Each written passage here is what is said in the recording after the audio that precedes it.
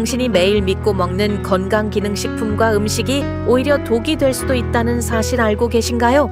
잘못된 건강 정보가 범람하는 시대, 당신이 알고 있는 상식이 뒤집혀집니다. 지금 건강기능식품의 역습에서 전문가와 함께 그 진실 속으로 들어가 봅니다. 안녕하세요.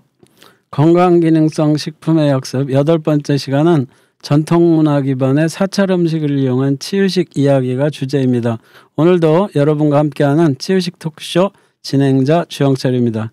이 자리에는 저와 함께 깊이 있는 이야기를 나누실 분, 치유식의 대가이자 전통음식 연구의 산증인 안명화 교수님을 모셨습니다. 안 교수님 안녕하세요. 네, 안녕하세요. 오늘도 올바른 건강 상식을 전해드리러 온 안명화입니다.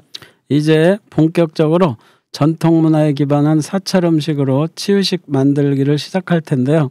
오늘은 채식을 위주로 하는 식자재 선택 방법과 조리법을 함께 살펴볼 텐데요. 역시나 내 몸의 특성과 체질을 이해하고 맞춤형 식단을 실천하는 것이 치유식의 첫걸음이 됩니다. 여러분의 식탁 위에 건강이 깃드는 약밥상, 지금 바로 시작합니다. 당신이 매일 먹는 건강기능식품 정말 효과가 있다고 믿으시나요? 과학적 검증 없이 퍼지는 당신의 건강을 위협하는 잘못된 정보들, 과연 우리가 알고 있는 건강 정보는 사실일까요?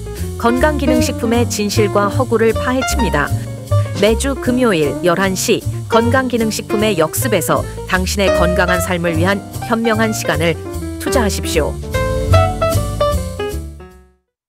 오늘 사찰 이야기를 진행하기 전에 새로운 소식을 먼저 전해드리고 진행하려고 그래요. 지난 19일 국가유산청에서 사찰 음식을 국가무형유산으로 지정했는데요.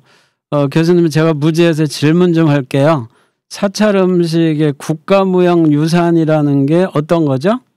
네, 국가무형유산이라는 것은 국가유산청장이 무형유산위원회의 심의를 거쳐서 여러 세대에 걸쳐 전승되어 온 무형의 문화적 유산 중에 보존 전승이 필요한 종목에 대해서 지정하는 것을 말합니다. 즉 공연이라든가 예술 또는 기술, 지식, 또 구전 전통이라든가 생활 간습, 또 의식, 놀이, 축제 등 다양한 분야의 무형 문화재를 포함하는데요. 이번에 사찰 음식이 그렇게 이런 여러 가지의 그 보존 전승의 그런 인정을 받아서 지정된 것입니다. 그렇군요. 그러면 오늘 저희가 사찰 음식에 대한 방송을 하게 됐는데 의미가 깊은 것 같아요. 자, 그러면 오늘은 사찰 음식 기반의 음식을 진행할 텐데요. 편의상 3부로 나눠서 진행하려고 합니다. 교수님, 소개할 3가지 주제를 먼저 알려주시면 좋을 것 같아요. 네, 1부에서는 사찰 음식, 마음을 담은 밥상이라는 주제로 사찰 음식의 철학과 또 역사적 배경을 살펴볼 거고요. 2부에서는 자연에서 온 식재료, 몸을 치유하다를 주제로 사찰 음식의 건강학적 가치와 주요 재료에 대해서 살펴볼까 합니다. 또 마지막에 3부에서는 우리 집 식탁 위의 사찰 음식을 주제로 현대인의 일상 속에서 실천 가능한 사찰 음식에 대해 이야기하려고 합니다. 교수님, 우리가 흔히 사찰 음식 하면 건강식이라는 이미지를 떠올리지만 정확히 어떤 음식을 의미하는지 궁금하거든요. 사찰 음식이 정확히 어떤 개념인가요? 네, 한마디로 정의하자면 사찰 음식이란 스님들이 수행을 하기 위한 최소한의 음식이다라고 설명이 되는데요. 네, 사찰 음식은 말 그대로 사찰을 찾아오는 이들이 함께 나누는 일상의 음식이죠. 네, 사찰에서는 재료를 직접 재배하고 채취하고 조리하고 식사까지 일체의 과정을 수행이라고 생각합니다.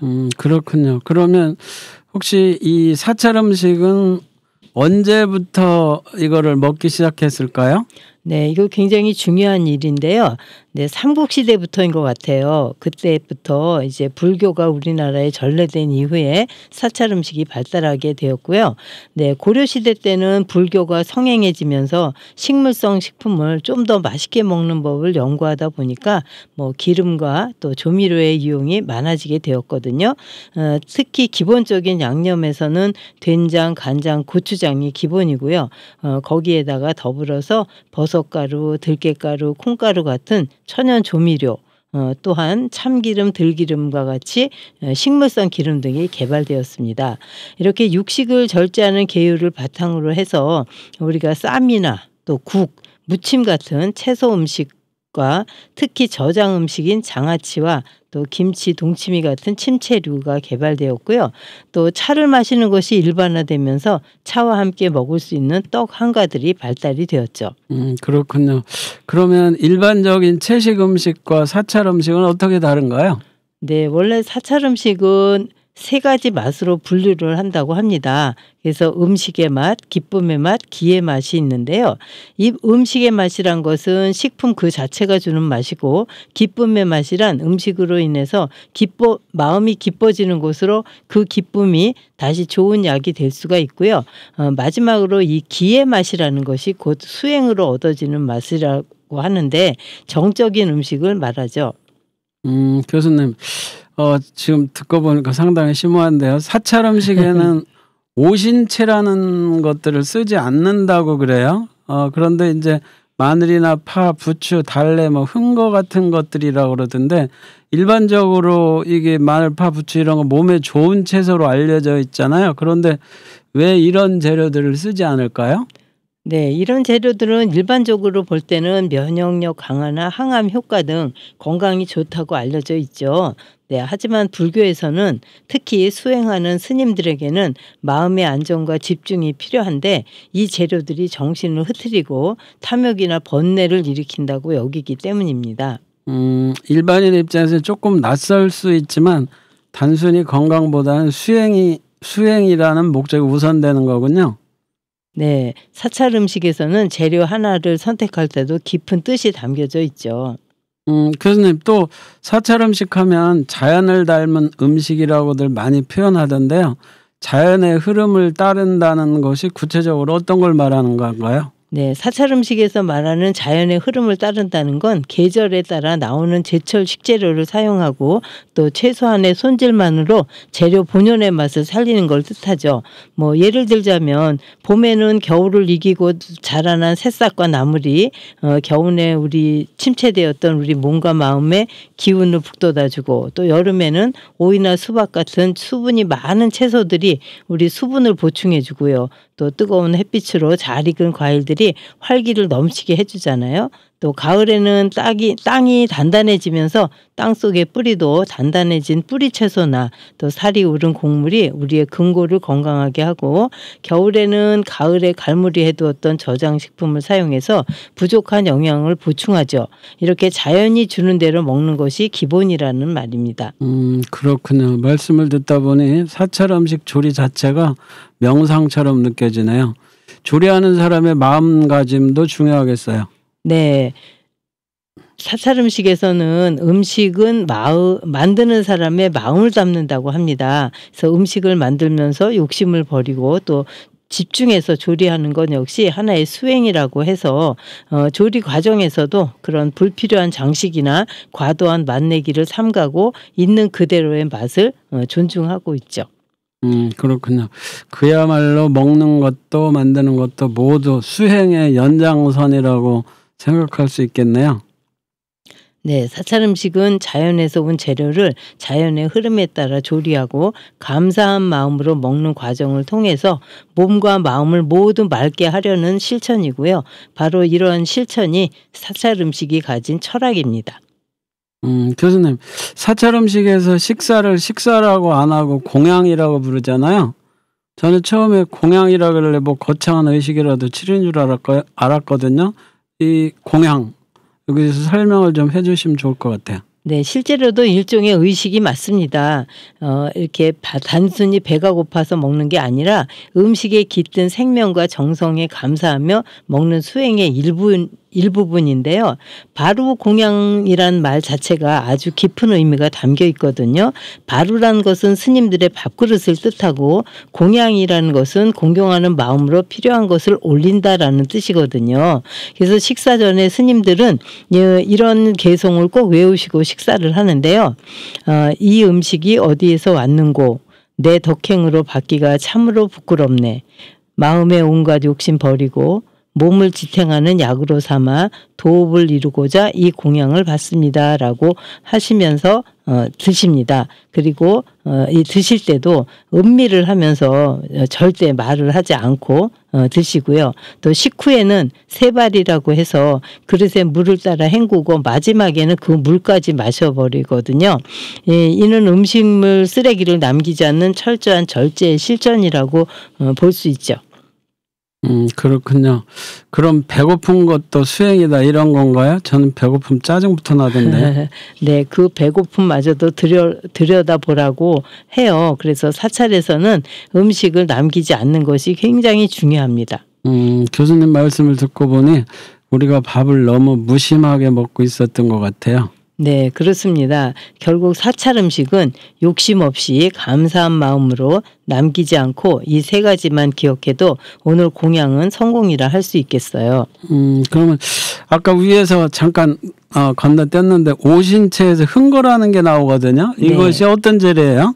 네, 흥거는 설이 많아요. 그런데 무릇이라고도 하고 또 인도에서 나오는 아위라고 하는 강한 향이 나는 그런 식재료인데요. 우리나라에서는 나오지 않기 때문에 우리나라에서는 보통 그 양파를 여기에 오신채에 넣기도 합니다.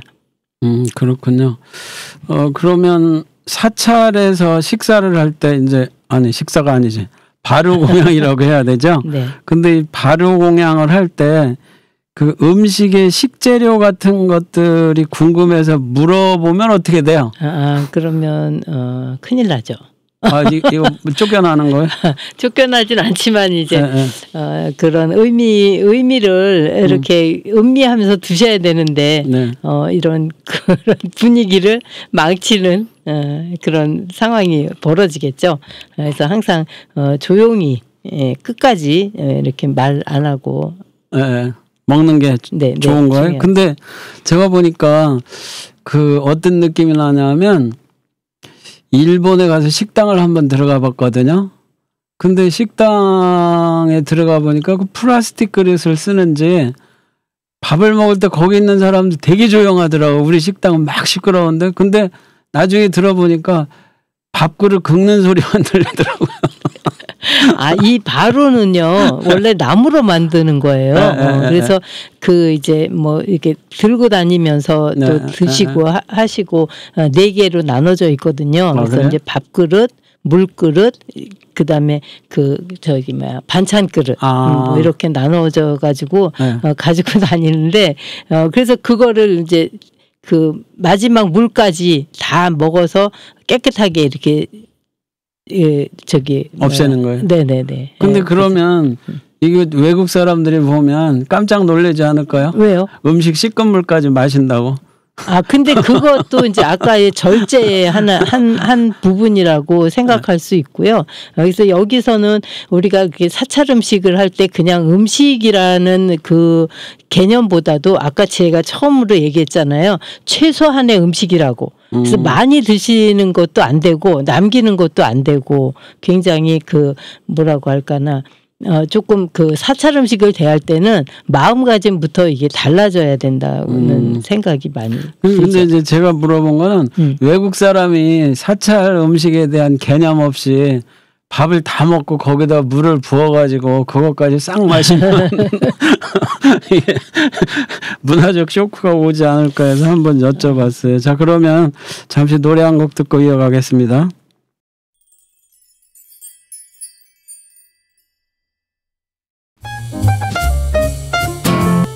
당신이 매일 먹는 건강기능식품 정말 효과가 있다고 믿으시나요? 과학적 검증 없이 퍼지는 당신의 건강을 위협하는 잘못된 정보들, 과연 우리가 알고 있는 건강 정보는 사실일까요? 건강기능식품의 진실과 허구를 파헤칩니다. 매주 금요일 11시 건강기능식품의 역습에서 당신의 건강한 삶을 위한 현명한 시간을 투자하십시오. 이제 너란 봄을 듣고 오셨습니다. 교수님, 사찰 음식에는 독특한 식재료들이 많이 사용되는 것 같아요. 대표적으로 어떤 식재료들이 있을까요?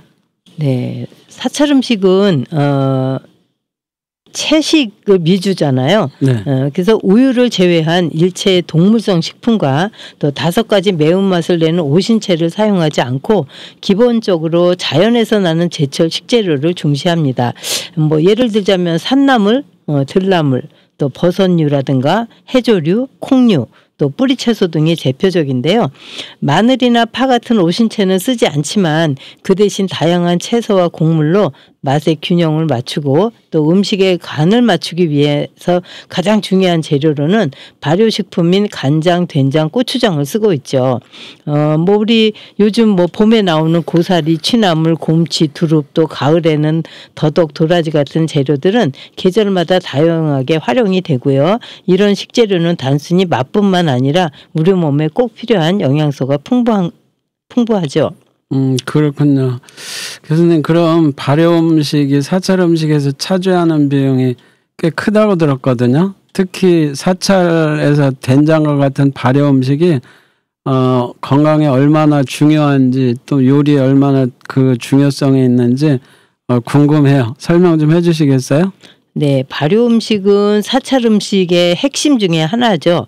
네, 특히 된장이나 간장 같은 것들은 발효 과정에서 유익한 미생물이 만들어지는데 이들은 장내 환경을 개선해 주고요. 또 면역력 강화에도 도움이 되죠. 우리가 보통 장이 튼튼하면 몸 전체가 건강하다는 말이 있잖아요. 그렇듯이 장을 깨끗하게 해주는 효과도 있고요. 또 된장은 음식의 맛을 중화시키는 역할을 하고 있죠. 네. 그렇군요. 그리고 요즘에 발효 음식이 다이어트 식품으로 인기가 있다고 그러던데 혹시 사찰 된장도 그런 효과가 있을까요? 뭐 당연하죠. 사찰 된장이 더 그럴 수 있을 거예요. 발효 과정에서 생성되는 그런 효소들이 소화를 돕고 신진대사를 촉진해서 다이어트에 도움이 됩니다. 다만 된장을 너무 많이 먹으면 짜서 문제가 되니까 적당히 드셔야 합니다. 그래서 사찰 음식에서는 늘 절제하는 게 원칙이니까요. 절제가 원칙이다. 짜서 좋을 건 없겠죠. 그러면 사찰 된장으로 만든 찌개나 반찬을 집에서도 쉽게 만들 수 있을까요? 네, 다만 좋은 재료와 충분한 발효 시간이 필요한데요. 시중에 판매하는 전통 방식 된장을 잘 고르면 쉽게 집에서도 건강한 사찰 음식의 느낌을 낼 수 있겠죠. 그러면 오늘 지금 된장 이야기를 하고 있는데 된장 이야기만 해도 건강 비법이 가득한 것 같네요. 교수님은 요 된장에 대해서 조금 더 말씀을 해주신다고 그랬는데 된장 이야기 좀 더 들어볼게요. 네, 교수님이 된장에 관심이 많으신 것 같으네요. 많죠. 네, 그럼 한번 말씀드려볼게요. 된장에 이렇게 좋은 점 5가지의 덕이 있다고 합니다. 그래서 우리는 보통 된장의 오덕이라고 얘기를 하는데 네. 단심, 항심, 불심, 선심, 화심이라고 해서 네네. 이렇게 5가지의 덕이 있다는데 한번 들어보세요. 네. 네, 단심은 우리가 음식을 할 때 다른 음식 또 다른 식자재와 섞여도 결코 된장 고유의 제맛을 잃지 않는다는 게 한 가지가 있고요. 네네. 또 항심이라고 하는 것은 오래도록 놔둬도 상하거나 변함이 없고 묵을수록 그윽하고 깊은 맛을 낸다 하는 항심이 되겠습니다. 또 불심, 무심이라고 하는 것은 왜 우리가 보통 물고기의 비린 맛이나 또 기름기를 없애주는 그런 기능을 불심, 무심이라고 얘기를 하고요. 또 선심이라고 하는 것은 매운맛이나 독한 맛을 중화시켜서 부드럽게 해준다는 의미가 되겠고 그다음에 마지막으로 된장은 어떤 음식과도 잘 어울리고요. 자기 맛을 지키는 동시에 다른 음식의 맛도 살려준다는 화심이 있죠. 어때요? 재미있으세요? 글쎄 재미있는 것 같아요. 그죠. 이렇게 또 말을 들어보니까 그런 것 같아요. 그래서 이렇게 좋은 그 된장에 관심 많이 가지니까 좋을 것 같고요. 제가 한 가지 퀴즈 하나 내볼까요? 예, 그렇게 하세요. 교수님, 세상에서 오래될수록 좋은 거 세 가지가 있는데 뭔지 아세요? 저는 친구 하나만 생각나는데. 친구? 예. 네. 그리고 오늘의 하이라이트. 당연히 된장이겠죠? 아, 그래요? 네. 그리고 바이올린이랍니다. 네. 바이올린 이것도 네. 맞아요. 오래된 바이올린은 비싸다고 들은 것 네, 같아요. 네. 그러면 이제 봄나물을 주재로 식재료를 사용하는데 보관하거나 조리할 때 주의할 점은 뭔가요? 네, 사실은 신선도가 가장 중요하죠. 그래서 원래 이렇게 뭐 음식을 할 때 먹을 만큼만 채취해서 딱 그때 먹고 그다음에 이제 사실 보관 잘 안 하죠. 그렇죠. 네, 그런데 이제 버섯 같은 경우는 또 많이 땄다고 했을 때는 키친타올을 좀 깔고 그 위에다 버섯을 놓고 키친타올을 싸서 놓으면 습기를 이렇게 마르는 것을 이제 저기 할 수가 있고요. 촉촉하게. 나물 같은 경우는 삶고 나서 빨리 찬물에 헹궈서 네. 식감과 색감을 살려야 또 맛도 좋고 보기도 좋을 것 같고요. 또 보관하는 거는 뭐 냉장 밀폐 용기에 하는 게 좋고 또 조리할 때도 너무나 센 열에서 하면 영양소가 파괴가 되죠. 네. 신선함이 핵심이군요. 네네. 혹시 그러면 사찰 음식에서 곡물, 버섯, 나물류 이런 게 빠지면 섭섭할 것 같은데요. 이 재료들을 상당히 중요하게 취급하는 것 같아요. 왜 중요한지도 궁금해요. 당연하죠. 사찰 음식에서 이 세 가지는 건강의 기본이 되는데요. 네, 곡물은 에너지 공급원이고 버섯은 면역력을 높여주고 나물은 또 비타민과 미네랄이 풍부하죠. 마치 삼총사 같은 존재랄까요? 삼총사라 그러면 뭔가 모험을 떠난 영화의 느낌 같은 게 드는데요. 곡물은 다 똑같은 곡물이 아닐까요? 뭐 그렇다고 생각하셔도 되는데 여기 보통 보면은 이제 현미나 보리나 조, 기장 같은 잡곡들을 많이 씁니다. 네, 그거는 이제 흰 쌀보다도 섬유질과 영양분이 훨씬 많기 때문에 그리고 이제 각각의 좀 부족한 어떤 그 영양소를 보충해주는 역할을 해주거든요. 그래서 사찰 음식에서는 이런 잡곡밥을 먹는 게 기본이고요. 또 소화도 천천히 되고 또 혈당도 안정시켜 주니까 이런 그 다 같은 곡물이라도 이런 현미를 나 잡곡을 많이 쓰고 있죠. 좋은 것 같으네. 요새 뭐 당뇨식 이런 걸로 잡곡밥을 적극적으로 권장하는 것 같은데 네. 뭐 사찰에 계신 분들은 당뇨도 안 걸릴 것 같은데요. 그렇죠. 자, 그다음에 이제 버섯 이야기인데요. 요즘 버섯을 슈퍼푸드라고 해서 뜨는데 사찰에서도 그런 가치가 있겠죠? 네, 당연히 있습니다. 왜냐하면 표고나 느타리, 팽이버섯 같은 것들은 뭐 향암 효과도 있고 면역력 강화에도 도움을 주는데 특히나 이 표고버섯 같은 경우는요. 말려놨다가 육수를 낼 때 사용을 하고요. 또 말려서 갈아가지고 그거를 이제 조미료 대신으로 쓰면 음식의 풍미를 살려주죠. 그래서 표고버섯은 굉장히 중요한 역할을 합니다. 아, 그렇군요. 네. 제 친구도 버섯 요리를 잘하는 식당을 인생 맛집이라고 그러더라고요. 좀 아시는 분이. 나물에 대해서도 여쭤볼게요. 나물은 나물류 종류 있잖아요. 그런 것들은 어떤 역할을 할까요? 나물에는 뭐 일단 우리가 알고 있는 섬유질, 그죠? 또 무기질, 또 철분, 비타민 같은 것들이 풍부해서 우리 혈액 건강과 소화에 너무 좋은 영향을 주고요. 또 여러 가지 나물을 골고루 먹으면 그 뭐 쓴맛, 또 뭐 이런 그런 다양한 그런 맛을 느껴서 건강과 함께하는 음식이라고 말할 수 있습니다. 그렇군요. 역시 사찰 음식은 몸과 마음이 다 좋다는 올인원 식탁이네요. 교수님, 사찰 음식은 음식이 약이다라는 말과 많이 연결되는데 어떤 점에서 사찰 음식이 약이다라는 말을 할까요? 네, 한마디로 몸과 마음을 다스리는 음식이 사찰 음식이다라고 이야기를 많이 하는데 네. 일단 재료 선정부터 조리 방법까지 모두 자연과 조화를 이루고 또 우리 몸이 필요로 하는 균형 잡힌 영양을 제공해 주기 때문입니다. 그래서 예로부터 그 음식이 약이다라는 말이 딱 맞아 떨어지는 음식이라고 할 수 있죠. 그렇군요. 그러니까 이제 배를 채우는 것이 아니라 일단은 치료와 예방의 목적이라는 거군요. 네. 사찰 음식에서는 우리가 보통 쓰는 일반 화학 조미료나 자극적인 양념을 쓰는 대신에 자연 그대로 또는 재료 본연의 맛을 살려서 몸의 부담이 굉장히 적죠. 그렇게 우리 몸에 무리가 적으니까 소화도 잘 되고 몸의 자연 치유력을 높이는 데 도움을 줍니다. 와, 그러면 다이어트 하시는 분들이나 몸이 약한 분들한테도 딱이겠어요? 당연하죠. 왜냐하면 섬유질이 풍부한 그런 현미나 또 잡곡 같은 곡물하고 네. 또 채소, 버섯 같은 재료가 많이 쓰이니까 변비 예방은 물론 장 건강에 탁월하죠. 또 불필요한 염분과 지방이 적어서 혈압과 혈관 건강에도 긍정적인 영향을 미치고 있습니다. 아주 좋은 음식인 것 같아요. 그렇다면 천천히 정성 들여서 먹는 것도 중요할 것 같아요. 이 야채가 금방 꿀꺽꿀꺽 삼킬 수는 없는 것 같아서 그게 약효가 있는 것 같은데 더 높이는 비결은 뭘까요? 하여튼 천천히 또는 정성 들여서 드셔야 되는데요. 네.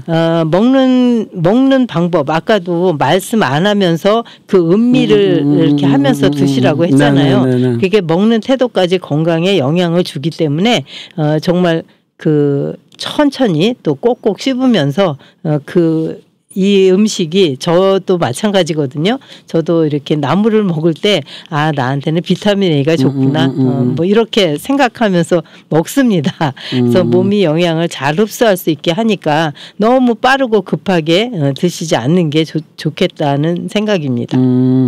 그러니까 사찰 음식처럼 어떤 음식을 먹을 때 마음을 담아서 먹는 게 좋겠다는 생각이 드네요. 혹시 사찰 음식에 특별한 약효 같은 게 있다면 어떤 게 있을까요? 네, 된장 같은 경우는 장내 유익균을 늘려서 소화를 돕고 면역력을 주니까 천연 항생제라고 생각할 수 있고요.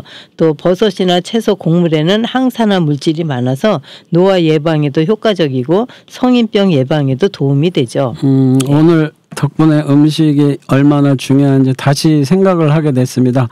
다시 노래 한 곡 듣고 진행하겠습니다.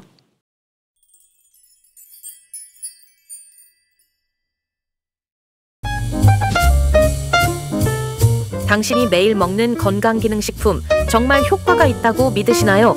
과학적 검증 없이 퍼지는 당신의 건강을 위협하는 잘못된 정보들, 과연 우리가 알고 있는 건강 정보는 사실일까요?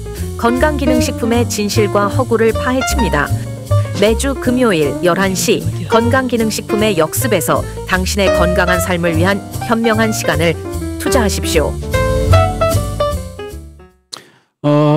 교수님, 사찰 음식이 건강에 좋다는 건 알겠는데 이제 집에서 간단히 만들어 볼 수 있는 메뉴를 소개해 주었으면 좋겠거든요.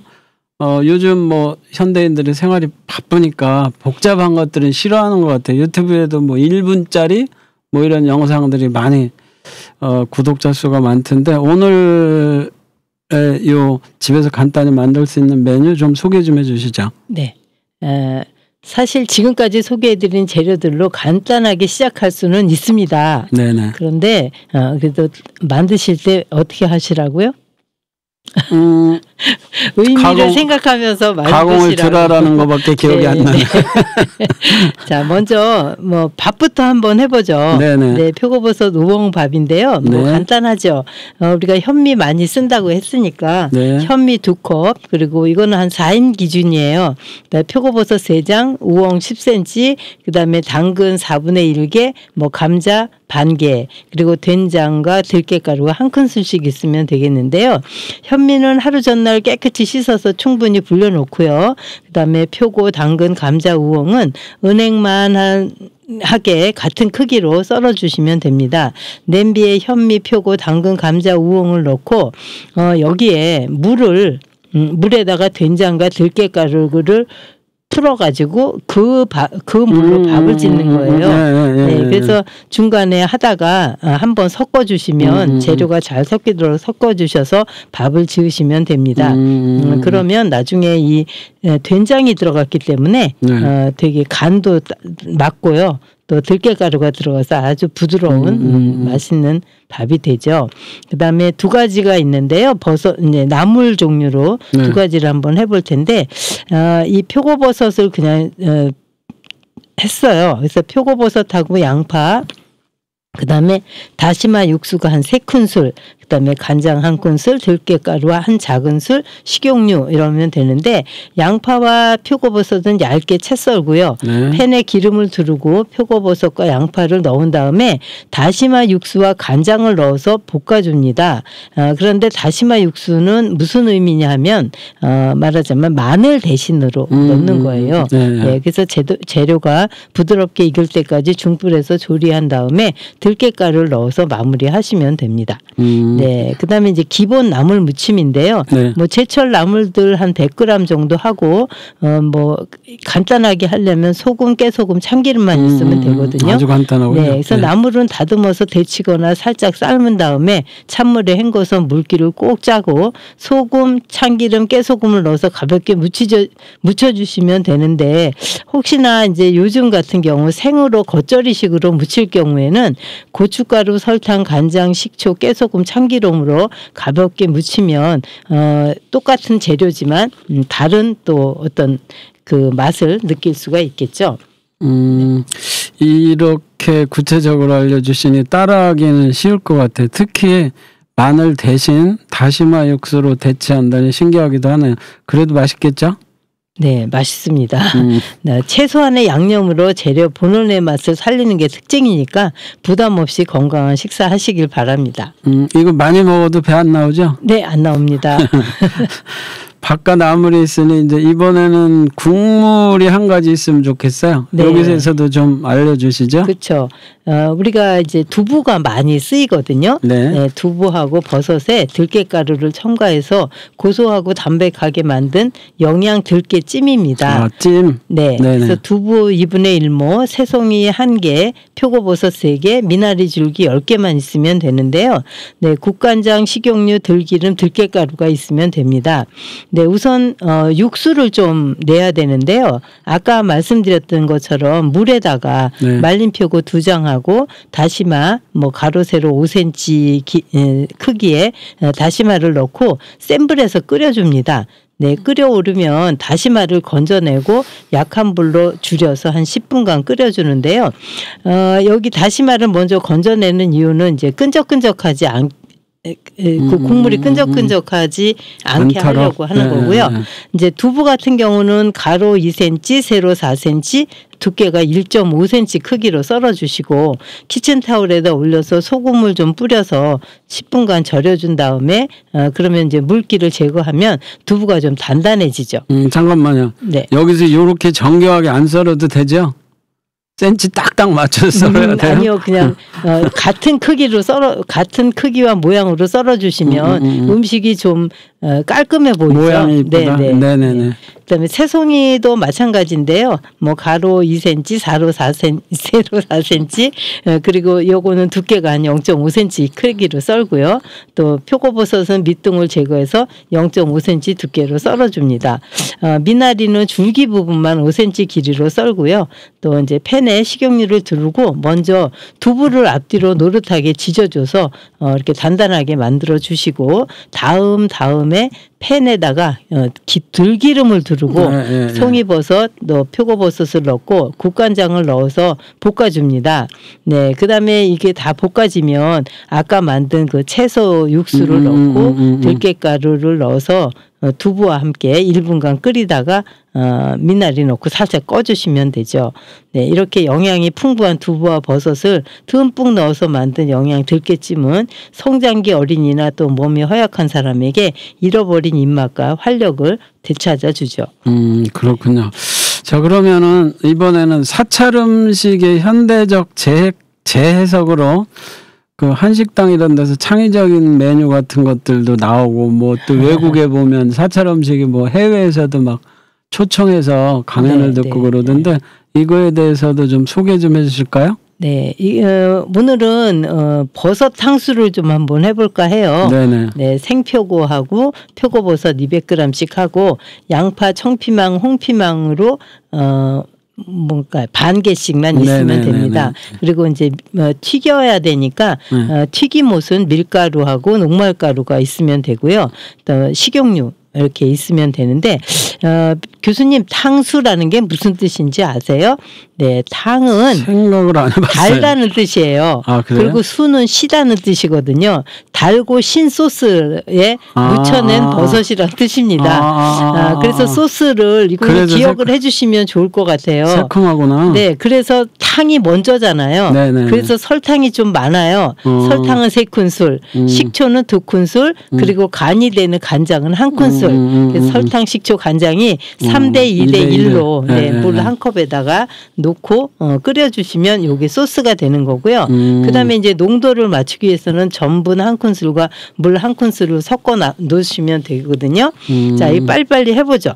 자, 생표고하고 새송이 버섯은 뭐 같은 크기로 이렇게 썰어주시면 되겠고요.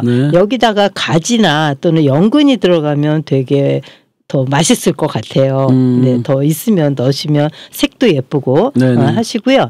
양파, 청피망, 홍피망도 같은 크기로 삼각형으로 이렇게 썰어주시고요. 밀가루와 녹말가루는 냉수로 반죽을 하면 튀김이 더 바삭거려지거든요. 그래서 같이 섞어주시고 이제 버섯에다가 먼저 마른 밀가루를 조금 입힌 다음에 튀김옷에다가 담갔다가 160도의 기름에 튀겨냅니다.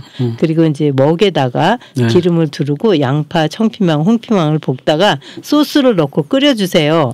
자, 끓이면은 이제 불을 조금 줄이고 전분물로 농도를 맞춰주시면 되고요. 튀겨낸 버섯 위에다 소스를 부어주시면 맛있고 건강한 버섯 탕수가 완성이 되죠. 와, 이 프로가 영상이면 좋겠다는 생각이 드는데요. 네, 저도 만드는 방법 보여드렸으면 좋겠습니다. 그럼 저도 얻어먹어서 좋을 것 같은데.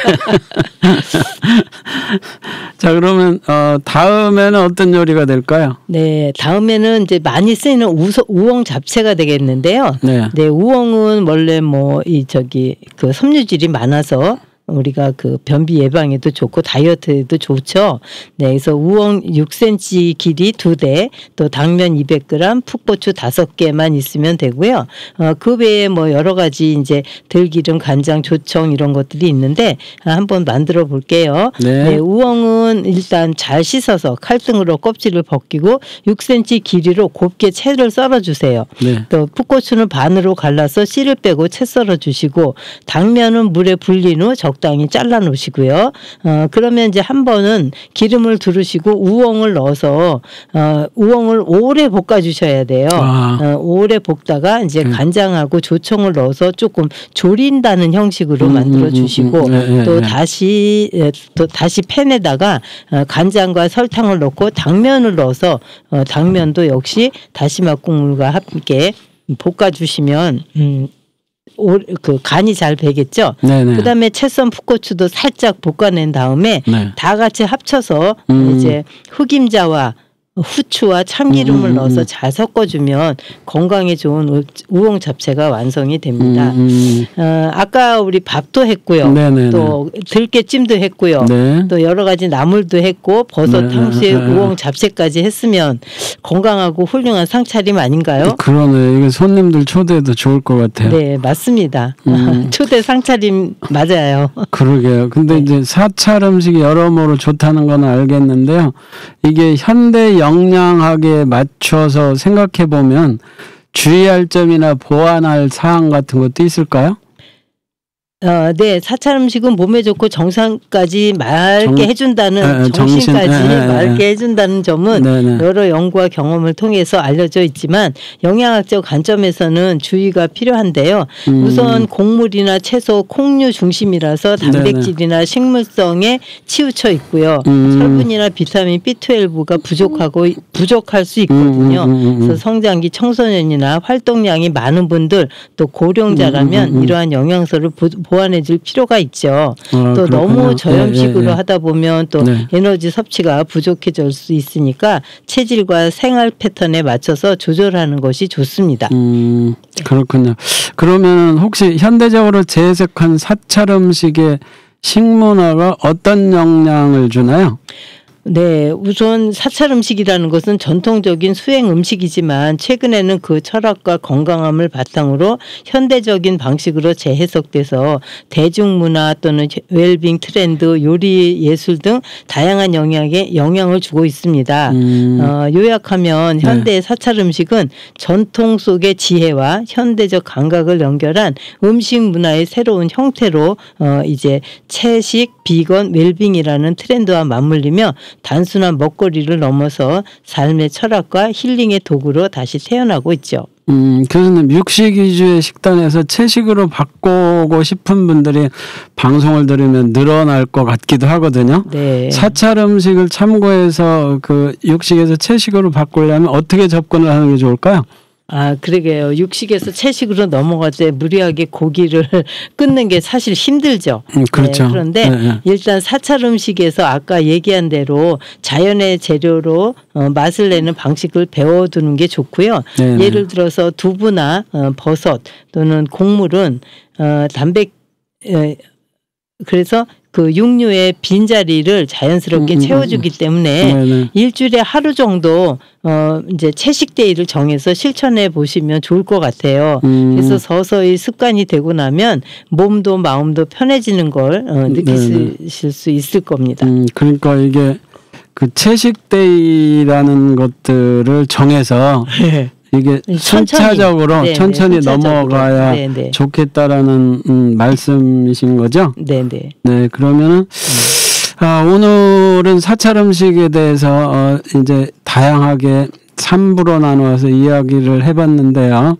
여러분들도 오늘 방송을 들으시고 이 사찰 음식에 대해서 관심이 많으시면 한 번씩 만들어봤으면 좋겠어요. 이 내용은 우리 그 제작자분들이 좀 홈페이지에다가 올려주시면 좋을 것 같아요.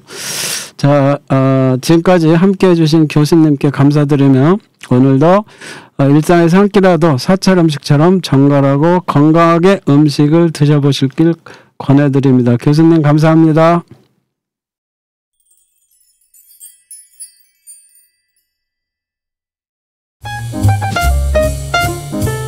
당신이 매일 먹는 건강기능식품 정말 효과가 있다고 믿으시나요?